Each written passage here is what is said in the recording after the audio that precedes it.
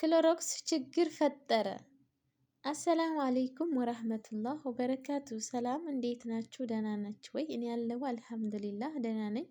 ዛሬ በአዲስ ቪዲዮ ተገናኝተናል። አዲስ ቪዲዮም ደግሞ በክሎሮክስ ጉዳይ ነው። ብዙዎቻችን ክሎሮክስን የሚጎዳ አይመስለንም እና አብዛኛችን የምንጠነቀቀው እጃችን ላይ እንዳያርፍ እንዳያበላሽን እና እንዲሁም ደግሞ ከለር አላቸው ልብሶች ላይ እንዳይነካ ወይም እንዳይበላሽ ነው ብዙዎቻችን የምንጠነቀቀው። ነገር ግን ክሎሮክስ ብዙ ችግር እንደሚያመጣ አናውቅም።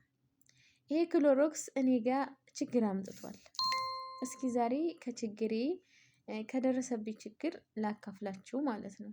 በተለይ እንደኔ አረብ ሀገር ላይ የምትሰሩ ልጆች በጣም ይጠቅማችኋል ብዬ አስባለሁኝ። ይሄ ቪዲዮ ለራሱ የሚያወራው ስለሱ ነው። ግን እኔ ድምፁን ቀንሼ እኔ በራሴ ልንገራችሁ ብዬ ነው። አብዛኛ ክሎሮክስ ማለት በጣም ከባድ የሆነ ለህመም የሚያጋልጥ ነው። ምኑ መሰላችሁ? ሽታው ነው። ሽታው በጣም ለጡት በሽታ የሚያጋልጥ ነው።